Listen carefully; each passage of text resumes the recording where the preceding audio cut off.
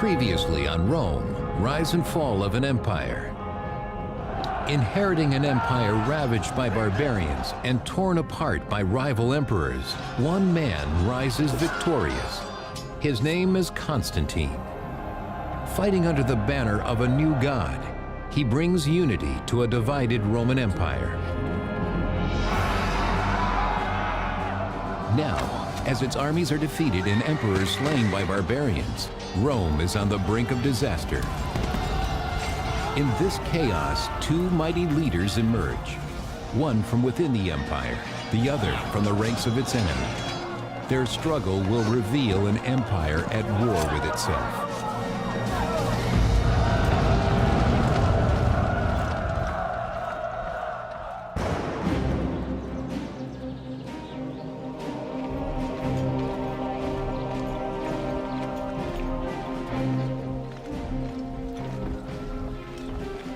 On the edges of the empire, Roman soldiers march off to defend the frontier villages from attack.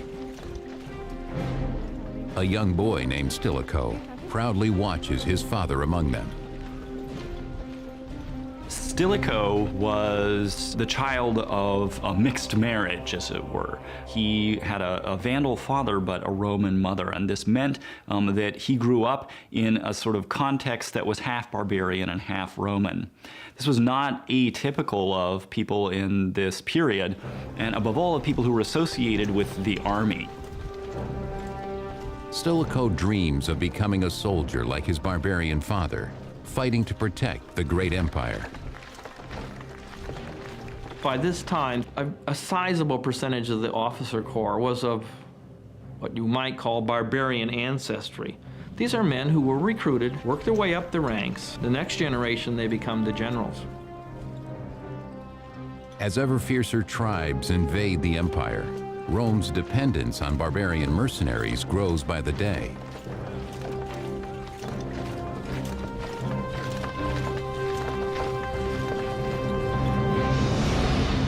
Under pressure to protect its expansive frontiers, the empire divides in two. The west is defended by Emperor Valentinian in Rome, while Emperor Valens defends the east in Constantinople. But Valens is challenged in 378 AD when a savage enemy attacks the city of Adrianople.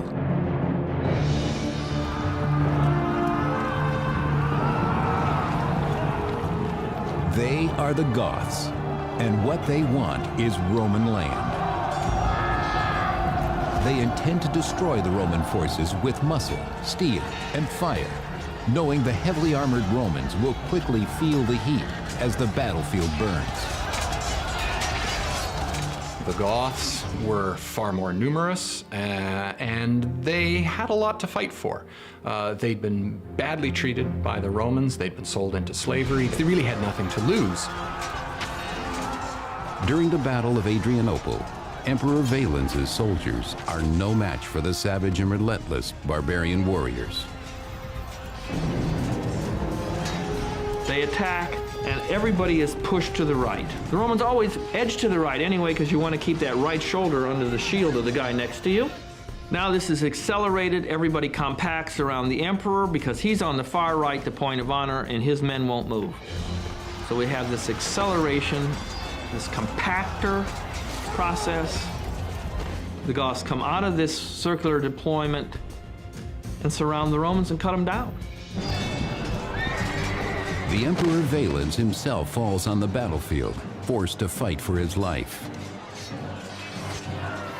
It is a fight he quickly loses, sending his shocked soldiers into panicked retreat. When an ancient army breaks, mass slaughter always ensues. What made Adrianople even worse was that the Roman army was partly surrounded, and not everybody could run, so that in their haste to get away, Roman soldiers ended up killing one another, trampling on one another, and suffocating to death, simply in the vast confusion. 2/3 of the Roman army is lost. The late Roman historian, Ammianus Marcellinus, describes the carnage. Arrows whirling death from every side always found their mark with fatal effect, since they could not be seen beforehand or guarded against. The Battle of Adrianople is a turning point in Roman history. It's a turning point from which the empire cannot return. The army is largely gone, and there's no way of getting it back except to use the barbarians themselves.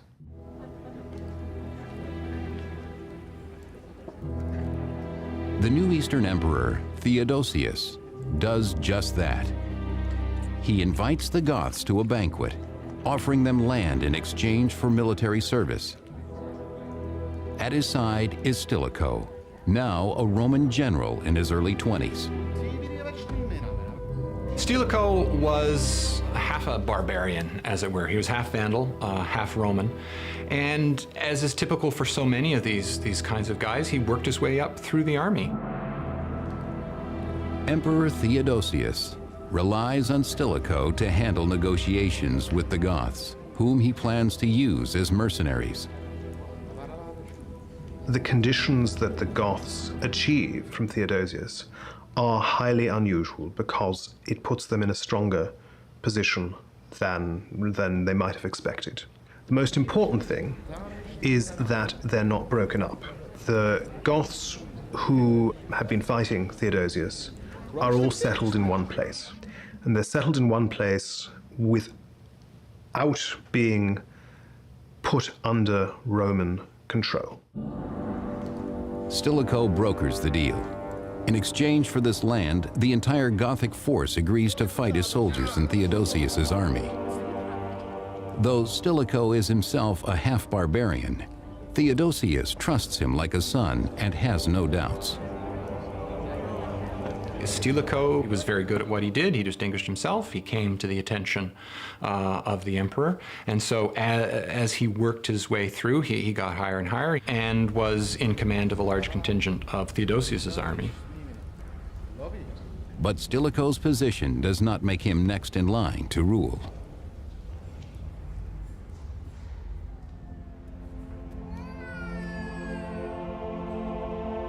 That honor falls on the emperor's biological sons, Arcadius and Honorius, who is born in Constantinople in 384 AD. Yet Stilicho enjoys a royal connection as well. Stilicho was actually closely related to the Emperor Theodosius. He had clearly been selected from among the many barbarian or semi-barbarian generals as a future leader.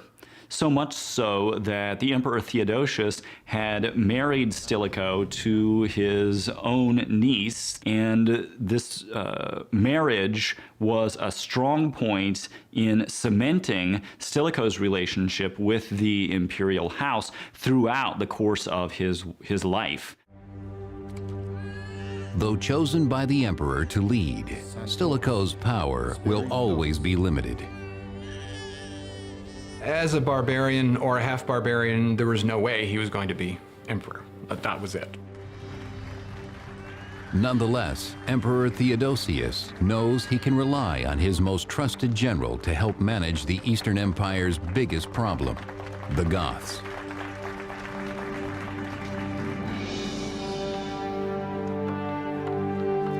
To solidify Emperor Theodosius's new treaty, Gothic boys are sent to training camps to be instructed in Roman military ways.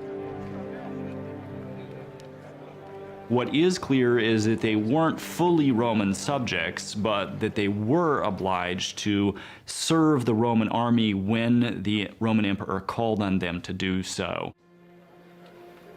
As Theodosius's right-hand man, Stilicho ensures the young Goths are well-trained and loyal. There is one whose natural talent catches Stilicho's attention, the boy Alaric. Alaric had probably been born inside the empire, and he'd probably been raised inside the empire with full awareness of what a Roman military career was like. Taking Alaric under his wing, Stilicho cannot begin to imagine how their fates will be intertwined.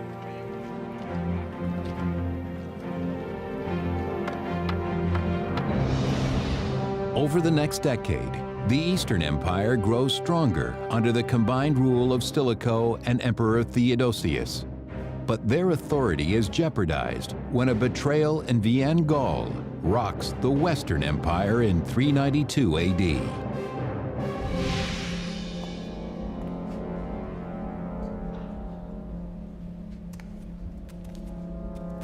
While sleeping in his palace, the Western Emperor Valentinian II is murdered by his barbarian guardian Arbogast, who then disguises the death as a suicide.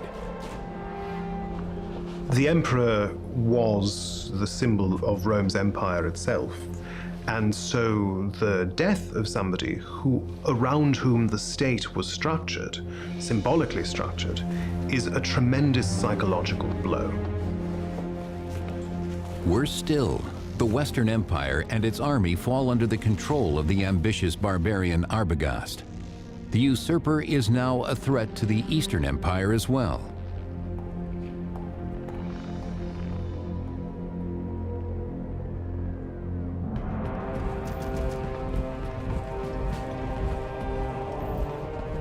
Without delay, the Eastern Emperor Theodosius leads his army westward to confront the usurper.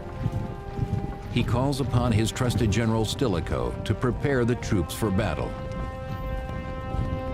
Stilicho was master of the soldiers in Thrace and was in command of a large contingent of Theodosius's army at the time. Stilicho recruits the young Alaric, now a full-grown Gothic chieftain, and his tribesmen to fight alongside the Romans. By now, about a quarter of the Roman army is made up of barbarian mercenaries. The Romans had become extremely reliant on non-Roman manpower with non-Roman leadership in a way that could potentially become very dangerous for the empire. Emperor Theodosius recognizes this danger, but he has devised a plan to destroy the usurper Arbogast and weaken the Goths in one powerful blow. In 394 AD, Theodosius leads his eastern army, including Alaric's Gothic troops, against the forces of the Western Roman Empire, now led by the power-hungry traitor Arbogast. The battle takes place in 394 AD at the river Frigidus in modern-day Slovenia.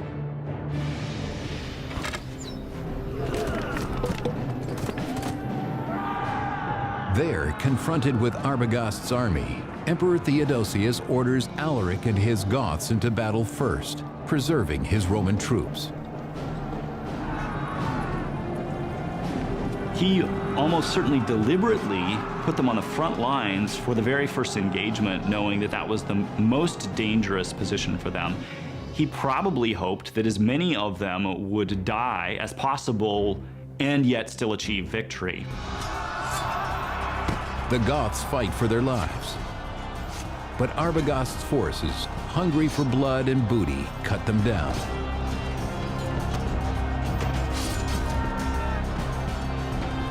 Just as defeat seems imminent, a fluke of the weather changes everything.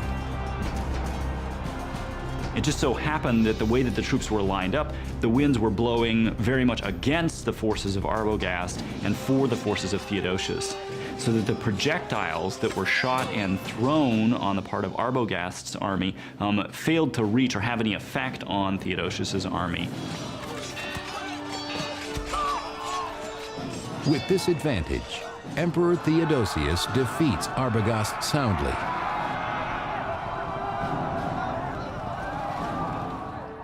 But in the process, he has made a dangerous new enemy. As Alaric searches the bodies of the fallen Goths for survivors, Theodosius's betrayal cuts deep. When the Goths were put on the front lines and used as cannon fodder or missile fodder for the troops of Arbogast, Alaric must have been furious. Never again will Alaric allow his people to be mere casualties of Roman glory.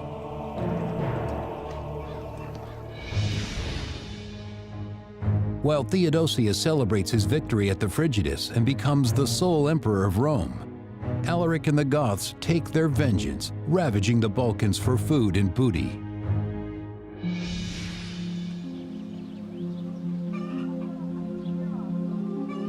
There, Roman farmers, unarmed and vulnerable, are completely unprepared for the wrath of the Goths. Their harvest is exactly what Alaric needs. Alaric has nothing now to draw upon to support his people. He does not have access to local taxes. He does not have access to granaries. That means he can't feed his people. Alaric is now determined to feed his people with Roman grain, and the local Roman garrison can do little to stop him.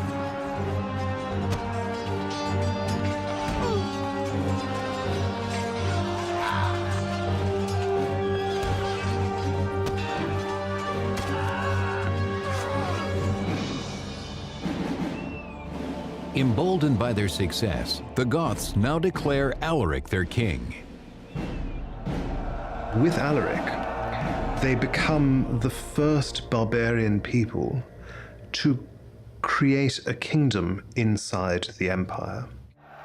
Alaric is very important because what he does is really forge the Goths as a single political unit and really create from a band of soldiers a people. Alaric's Gothic kingdom is unchallenged for now, as the empire faces other, more critical upheavals. In 395 AD, when Emperor Theodosius falls ill and dies, the empire is divided once again. His teenage son Arcadius is made Emperor of the East in Constantinople, and his 10-year-old son Honorius becomes Emperor of the West in Rome.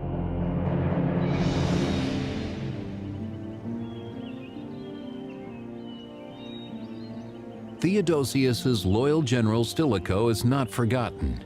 He becomes the boy emperor Honorius's protector and teacher. After Theodosius fell ill, it was Stilicho that he turned to for whatever reason. He says to Stilicho, according to one version or the other, that he wants him to be the regent of Honorius. Inexperienced in the tools of war, young Honorius relies on Stilicho for his expertise and guidance. Stilicho had a sort of patronizing relationship, a sort of godfather relationship with this child. I think Stilicho always saw Honorius as his little kid. But Honorius is an indifferent student. Stilicho keeps a keen eye on him. He knows that the future of the empire depends on his control of the boy.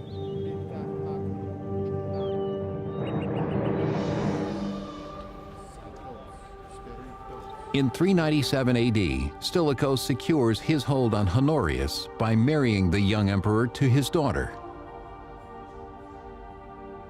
What he was really interested in is having his grandson be emperor, because he married his first daughter, Maria, to Honorius. So clearly he wanted Honorius's son and his grandson to be emperor. So that would be the only possible way that he could have direct familial influence over the next emperor.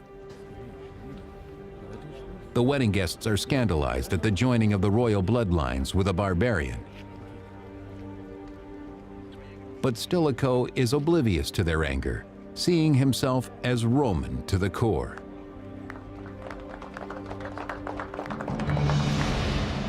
But Stilicho's power in Rome does not extend to the other young emperor, Arcadius, in Constantinople.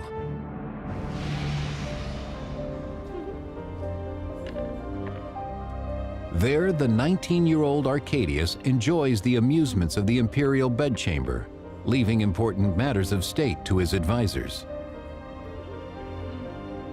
Well, the fact that Theodosius, had he been alive to see his sons try to operate without his presence, would have been greatly disappointed. Of that, there can be no doubt. Shockingly, Arcadius grants the honor of consulship to his chief of staff, the eunuch, Eutropius. A eunuch as a consul is like having a porn star elected as president of the United States. This is just so far beyond the pale that people just can't believe it. A eunuch as consul is monstrous. But what makes him truly hated in Constantinople are Eutropius's plans to negotiate with the barbarian Goths.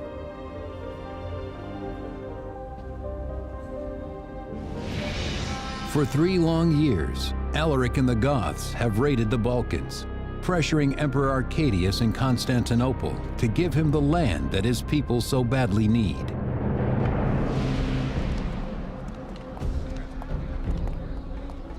Finally, in 397 AD, Emperor Arcadius invites Alaric to Constantinople at the urging of Eutropius. Indifferent to politics, the emperor leaves the negotiations to the eunuch. Eutropius executed an agreement between the Eastern court and Alaric. And Alaric, this Gothic leader, certainly saw in that a tremendous advantage, particularly the advantage of being able to gain supplies and potentially land from the Eastern court. In return, Alaric promises the Goths will once again fight for the Eastern Empire. But this deal leaves the people outraged. The Goths had regularly confronted the Romans in battle and actually defeated the Romans in battle. The Romans, therefore, had a huge amount of not so carefully disguised distaste for the Goths. Poisoned with hatred for their one-time enemies, the angry people will not be satisfied until the streets of Constantinople flow with Gothic blood.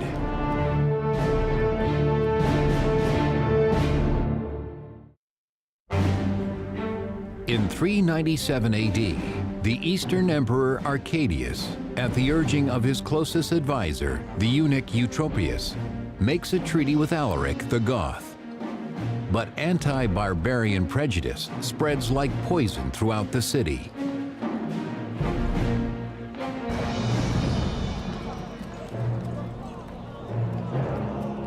After 2 years of public outcry, Eutropius is finally arrested, swept away in the growing race hatred. His rivals claim his disgrace will quickly appease the angry mob. The problem that arose, of course, was that his power made him unpopular, and he had a great many rivals for control of the imperial court.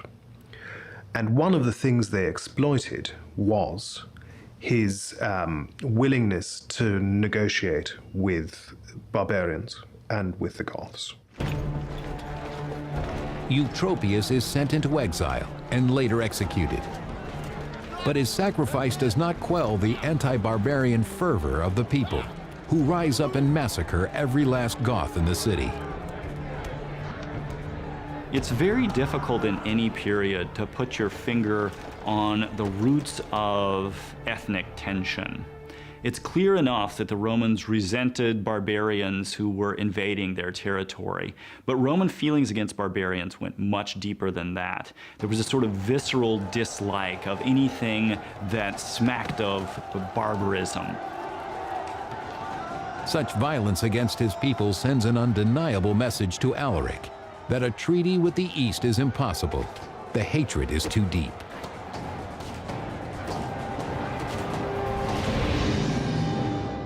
A desperate Alaric takes his people west to Italy, hoping to gain a favorable treaty from General Stilicho instead. But soon a terrible new force threatens both the Goths and Rome: the Huns.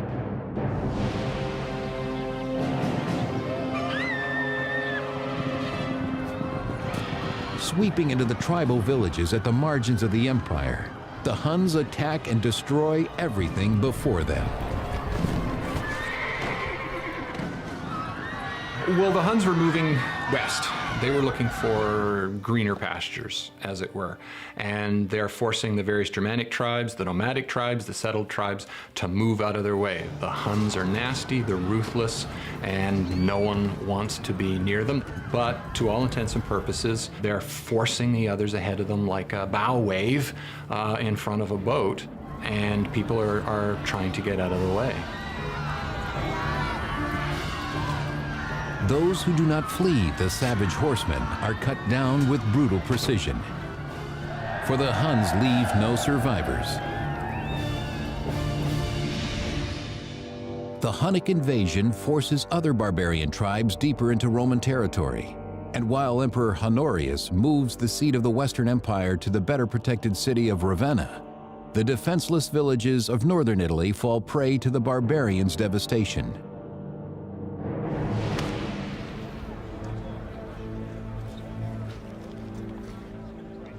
The dwindling Roman forces are overwhelmed. In the Italian field hospitals, General Stilicho watches the numbers of fallen soldiers grow daily, depleting an already sparse army. And I think that's one of the main problems that Stilicho faces. He just doesn't have a proper standing army. And it then becomes the major problem of the West. Throughout the 5th century, there isn't a standing army. Something happens, you gotta run around, pay guys, gather sort of whatever mercenaries and whatnot you can, and get off to the battlefield as quickly as you can. With each soldier he loses, Stilicho grows more desperate. In order to defend Italy, he needed more troops. And in order to take back the rest of the empire, he needed more troops. And he needed them because much of the Western Empire wasn't under his control. Being half barbarian himself, Stilicho feels his support in the army is waning. Now he has no choice but to turn to the one person who can help him secure more troops: the Gothic king, Alaric.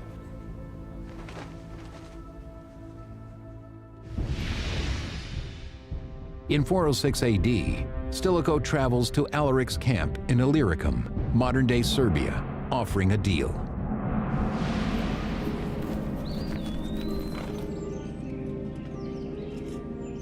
Alaric, eager for a treaty with Rome, welcomes Stilicho to his camp. Stilicho brings his old friend Alaric a gift to warm the Goth to his request. Stilicho desperately needed troops. There simply weren't enough Roman troops in Italy to go around. And the only reservoir of manpower was Alaric and his Goths. Stilicho also offers Alaric the position he's always wanted. In 404, he wants Alaric to be given a Roman command, and he's given a Roman command so that Stilicho can then use him as an army to capture Illyricum, so that he can then use that as a launching pad. Stilicho desperately needs Illyricum, a recruiting ground for soldiers that now belongs to the Eastern Empire. Alaric agrees to help him take it for the West, offering Stilicho a Gothic sword as a symbol of their treaty. From Alaric's point of view, this was a very good thing. He needed some way to keep his followers occupied so that they didn't simply drift away. He needed some way to keep them fed so that they didn't mutiny or depose him. Stilicho promises Alaric that his Goths will be well paid by the grateful Western Emperor Honorius. The two men embrace as allies once more.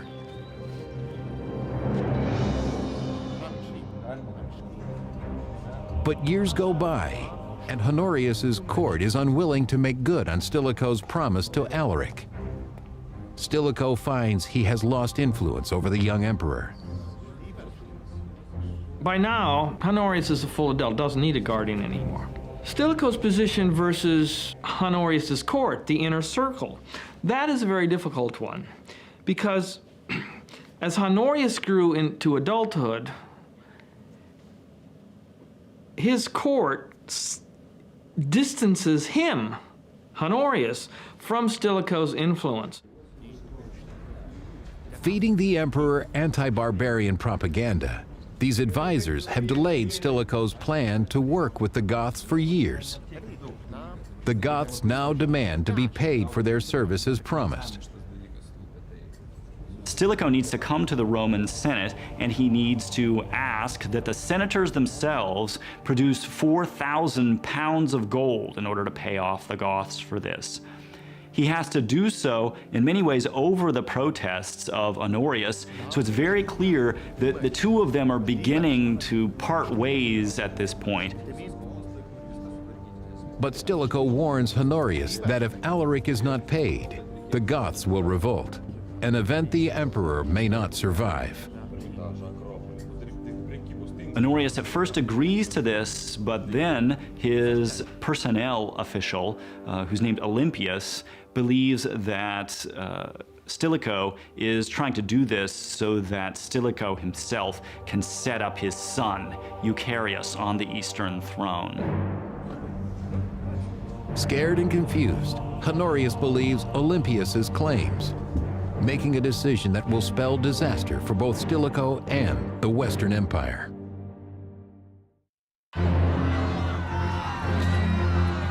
Facing barbarian invasions on the frontier, the Roman general Stilicho appeals to Alaric, king of the Goths, for troops.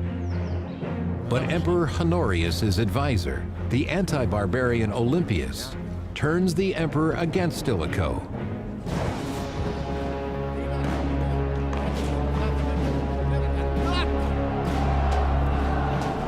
Olympius and his like-minded officers incite the army to revolt against the half-barbarian general Stilicho.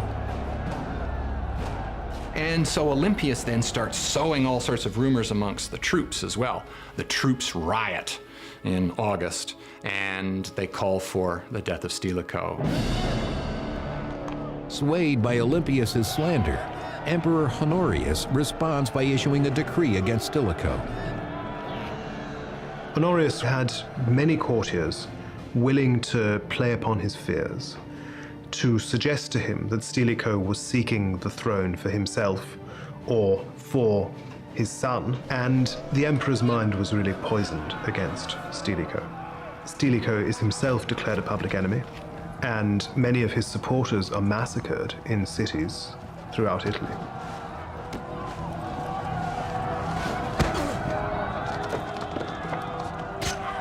Ethnic hatred explodes among the populace. 5th century chronicler Orosius. Stilicho was sprung from the barbarian Vandals, that cowardly, greedy, treacherous, and crafty race. The racially motivated violence is brutal, and the victims are quickly overwhelmed. Determined to cleanse the empire of all barbarians, the Romans now hunt for the general himself. The angry mob of Roman soldiers, eager for blood, finds Stilicho in a church in Ravenna, where he has taken refuge. Stilicho flees to a church and tries to escape the decree, knowing full well it will mean his death. But he's given strong assurances that he's only to be arrested and not to be executed. Despite his misgivings, Stilicho decides to give himself up willingly. He was in a position to seize the state for himself, had he wanted to.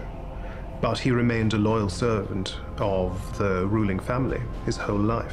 Even at the end, when he was betrayed by the master he had served his whole life, he refused to rise up and resist. And it certainly spared Italy a civil war. Outside the church, among the angry mob, Stilicho finds Olympius waiting for him. Instantly, a second decree arrives ordering Stilicho's death. His attendants and bodyguards threaten that they will attack those who have been sent to arrest Stilicho, but Stilicho, in very noble fashion, agrees to allow himself to be killed so as not to stir up further trouble. Stilicho is stripped of the symbols that mark him as a Roman general. Stilicho himself is something of a tragic figure. He could quite easily have rebelled when he faced this hostility from his emperor, but instead he surrendered, left the church where he had taken sanctuary, and went quietly to execution.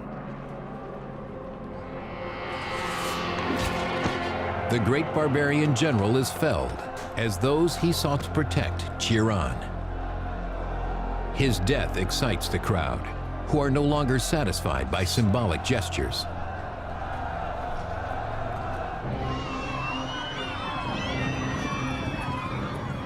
Their hatred of the Goths soon spreads beyond Ravenna to cities throughout Italy.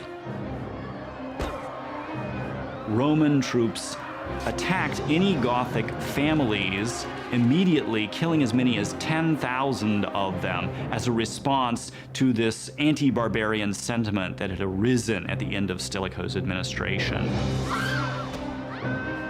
6th century historian Zosimus describes the massacre that occurs in the Italian cities in 408 AD. The soldiers fell upon the barbarian women and children in each city, and as if at a predetermined signal, destroyed them and plundered their property. Naturally, those Goths who remained alive and who escaped this massacre were no longer willing to associate themselves with the Romans, and they had an easy and quick place to turn: Alaric's army. 30,000 Goths instantly switched allegiance and joined Alaric. But with Stilicho's death, their treaty with Rome and the money and land it promised them vanish. Alaric and his now powerful army move towards Rome to pressure Emperor Honorius to give them what they want.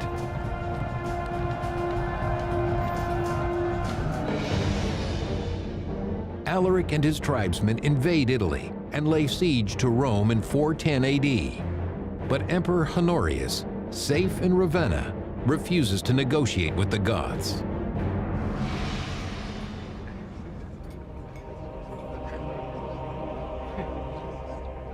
Honorius and his advisor Olympius care little for the people of Rome. So what little by little happens is Alaric's trying to do anything to get Honorius's government to sit across the table from him and talk shop. I mean, we're talking, what's going on here? We're destroying Italy. All I want's a command, some place to take that command, and the court won't talk to him. But the Roman senators insist that Alaric's demands must be met or the city will fall. They're negotiating a ransom, in essence, for their city. And what they agree to pay seems like a lot. It's many thousands of pounds of gold. Humoring the senators, Honorius agrees, sending Alaric word of a possible treaty. Come to Ravenna and we'll come to terms. But the anti-barbarian emperor has his own plans for the Goths. In the chaos following General Stilicho's death, the Goths lay siege to Rome. To save the city, Emperor Honorius agrees to make a deal with the barbarians' king, Alaric. Alaric and his troops begin their journey from Rome to Ravenna to meet Honorius for negotiations in good faith.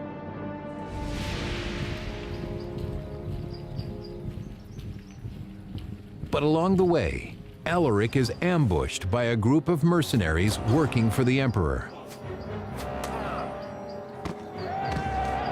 The fact is that over and over again, the Romans display that they're only barely going to tolerate these barbarians, and that whenever possible, they're going to massacre them or put them in harm's way so that they'll be killed.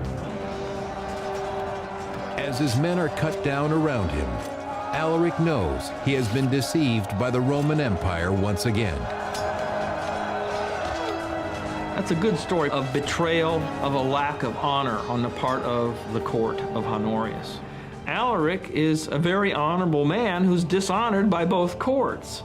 And one could go on. Alaric is done with peaceful negotiations. he orders his men back to Rome, bent on destruction.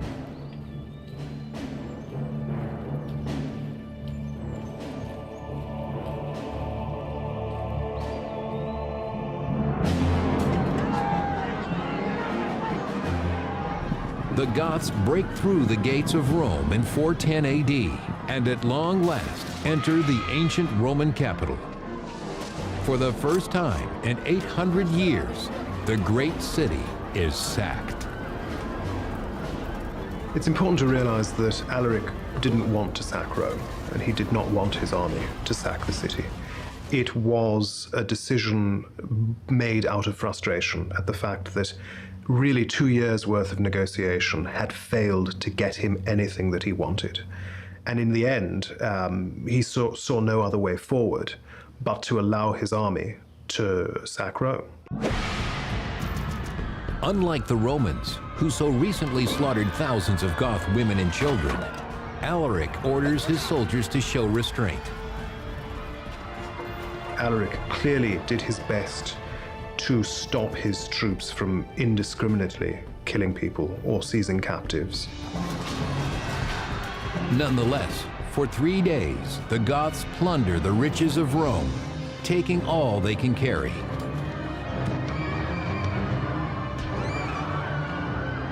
The sack of Rome would have been devastating in terms of the amount of treasure and money that was taken away from the city.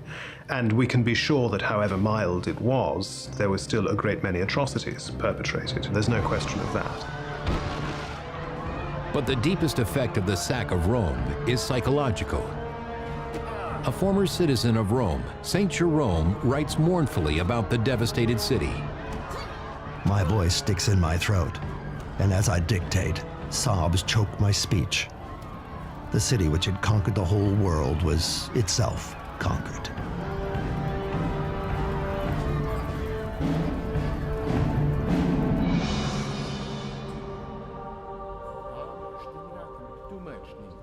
In response to this attack on the very heart of the empire, Emperor Honorius does nothing. It becomes clear that Stilicho's death has robbed the empire of its last great leader. Honorius is, in a sense, a captive courtier figurehead, alone in his palace, surrounded by courtiers with no real sense of what's going on in the world, or anything else, for that matter. When confronted by refugees from Rome come to beg for aid, the emperor shows only annoyance, ordering this reminder of his failure to be removed. So not only is he distancing himself from the realities of government, he's progressively losing the credibility of the office. Many Romans lose faith in the emperor's ability to defend its people from their barbarian enemies.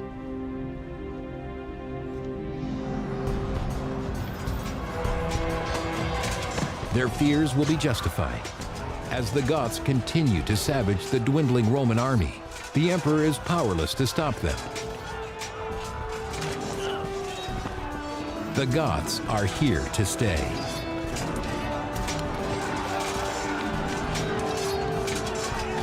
The Gothic kingdom that grows out of Alaric's following is the first real successor to Rome in the West. It's the first part of Roman territory to fall away, and it's the first of many. Over the next 40 years, barbarian tribes will continue to pour across the vulnerable borders of the empire, taking large regions of Roman land.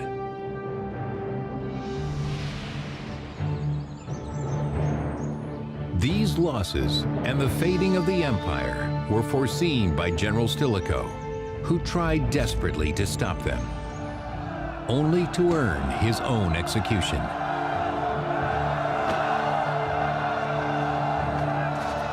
Stilicho's tragic downfall foreshadows the terrible and irreversible fate of the empire itself.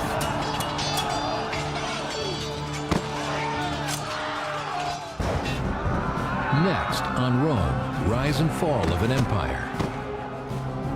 Ethnic tensions continue to divide the already ravaged empire, as the barbarian-born General Ricimer claws his way to the throne.